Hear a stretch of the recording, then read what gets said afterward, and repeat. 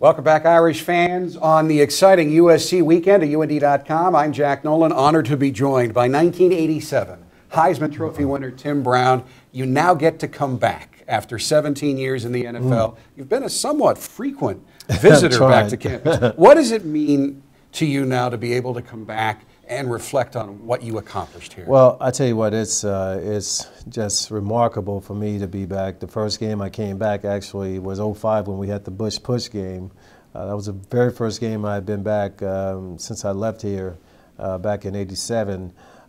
So now, you know, last year I wasn't able to come because I was working on weekends, but it means so much. I mean, when you come here and you walk on that field, it's like it's never changed. You know, it's like, do they ever do anything to this field? It doesn't seem like anything is happening, but I mean, it's just such a special place, man, to walk down that doggone tunnel, and you know, you could just feel all the energy that you felt years ago. What does the USC series mean to a Notre Dame player? I'm telling you, and you know, I have the great fortune of having some SC former players that's really good friends. Marcus Allen, Ronnie Lott, Rodney Peete, Junior Seau. These guys are really, really good friends. And every time we get together over the last 20-some years, there's going to be one minute that we take out and talk about the Notre Dame SC game. You know, so obviously for a while there we had the upper hand, then they've had the upper hand, and winning last year was a big deal, especially winning out there. But hopefully we can keep this thing going, because my golf tournaments are a lot better when we win this game, I can tell you. Do you remind your USC buddies that you, Tim Brown, never lost? All the time. All the time. And I think Marcus Allen went 0-4, matter of fact, and then I went 4-0. So I constantly remind him of that, that's for sure. Let's go back to that 1986 game at the Coliseum. If I remember correctly, you had 256 all-purpose yards, and of course, you had 5 big kick returns, but the one at the end, the punt return that sets up the winning field goal. What do you remember about that game and that play? Yeah, well, we all thought that there was no way they would kick the ball to us, and so the whole plan was to, you know, be ready to fair catch the ball and, you know, go with the offense. That's what we had talked about on the sideline, and so we had sort of like a half block, half return thing on, just in case, you know, he kicked the ball or something. And I believe the punter had a tendency to shank the ball to his left, to my right. So we had a return set up on the right side and a block on the left side. And just so happened, the guy just kicked the ball right down the middle of the field. And I'm literally back there going, oh my God, the ball is really coming to me. So you see me, I'm sitting back there like, come on, come on. But I mean, I knew we were going to have something special, and it was just one of those plays, man, that you'll never forget, you know. It's Lou's first year. I don't think I've ever been around a team that played so well and lost so many close games. Yeah. But have you ever thought about the significance of that game and that 1 point come from behind win to Lou Holtz's tenure and the future of the program? Well, that game catapulted us to a very good year the next year. We'll go 8-4. I think we're 8-1 going into the Penn State game. We lose to Miami, lose the bowl game. But literally, we have a chance if we just kick the extra point in Penn State. It's a tie, and we may drop in the polls a little bit, but we're going to be in the top 10, top 15 still going into Miami. But we decided as captains and seniors on the team to go for 2 to, you know, if we win the game, then we're going to go up in the polls. But we realized, you know, going into that year that what had happened in the SC game, you know, made us better players going into that year. And certainly that year led to the next year when we won the national championship. So absolutely. The same thing happened to me in the NFL. You know, we win a game late in the '99 season, the game we didn't have to win in Kansas City. We haven't beat that team there in 12 years. We win the game. And the next year, we end up in the AFC Championship game because we were so excited during the offseason, we couldn't wait to get back to play again. So that can certainly happen, and that's what this game means to Notre Dame. And this is also the first night game in Notre Dame Stadium in 21 years. I'm not sure anybody ever had a better night game than you did back in '87 against Michigan State. Sure. Well, you know, you're talking about a special night, you know, just one of those things where really everything works in your favor, you know. The first punt return was, you know, had the perfect wall set up. Guys did an incredible job. I don't believe I even got touched. I was able to dart behind the wall, and then once I got outside the wall, it was just me and the punter will never touch me. Not tackle me, he would never touch me. And the second one was a block. Because I was still tired, I told the coach, hey, block, go for the block. The guy shanks the punt a little bit, and I'm literally going to catch the ball. I'm going to run out of bounds. My plan is to run out of bounds. Well, the guy, instead of running me out of bounds, tries to cut me off.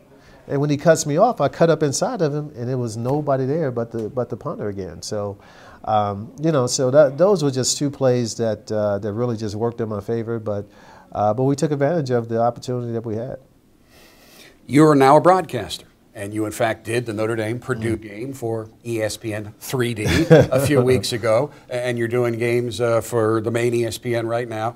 Break down this Notre Dame team for us this year. What do you like? Oh, I tell you what. Well, offensively, there's not much to not like, I guess I should say. But I think Reese is doing an incredible job. One of the things Kelly told us that week was that if he can get him going early in the game, he's not worried about what's going to happen late in the game, because he's made all of his mistakes in the first half for the most part.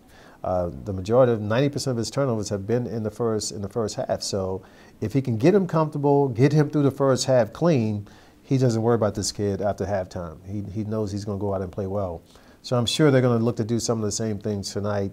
Michael Floyd is obviously a man playing among boys right now. But this is going to be a game where I'm sure SC is going to try their best to take him away. And I told him before the Purdue game, because the week before, I thought he let the double team take him out. Instead of fighting to get open or fighting, I thought he sort of resigned himself to say, I'm being double teamed, so whatever. And I told him before the game, I don't care if it's 4 people on you. You find a way to get open, because that's who you are. Because anybody can get double teamed. If they know they can just double team you, take you out the game, then you're out the game. I was double teamed 10 years in my career in the NFL. You find a way to get open no matter what. And he was, yes, sir. Don't say yes, sir. I'm not that old. I know I am, but don't make me feel that old. But, so offensively, I think this, Tyler Eifert, I think is, he's always, if you have a good tight end, it's always the quarterback's best friend, because his routes are going to be real quick, simple routes, easy. He's a big, tall guy, easy for the quarterback to see. So I think he has been a godsend for Reese. Defensively, obviously we have to be able to defend a big play. And this kid, Robert Woods, who's coming in here, is a real deal. I mean, he's not a big guy, but he is a legitimate, pro prospect. And it's going to be very, very difficult for one guy to cover him. And this is where you say, hey, I need help. Get somebody over here to help me with this guy.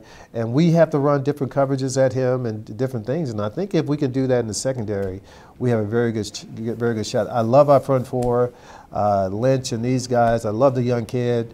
Obviously, Teo is another man playing amongst boys out there. I really like this football team. And the fact of the matter is they are playing good, hard, solid football. And they're playing smart.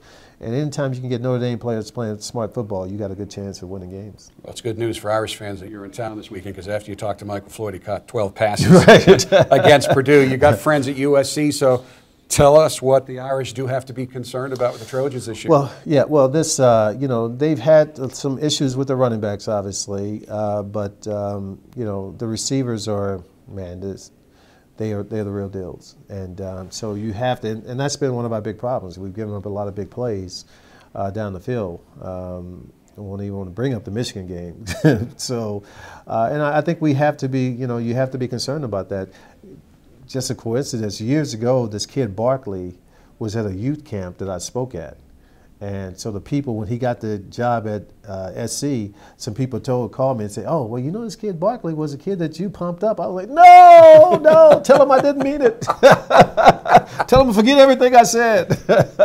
But, he's a smart kid, heady kid, and, doesn't have a big arm, but he's very accurate. So, and defensively, they're going to always have a lot of talent on that side of the ball.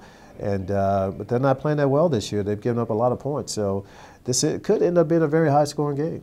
Tim, it's always a pleasure. One of the great blessings of my life. My 3rd season doing Notre Dame games in local TV, Tim Brown showed up. And I looked at a highlight film the other night, and one phrase I said over and over again, it goes to Tim Brown, he gets away in an octave I can no longer reach. You are one of the most exciting guys that I've ever had the pleasure to be around, but a really quality guy. Thank you for your time. Thanks, Jack. Appreciate it. 1987 Heisman Trophy winner Tim Brown.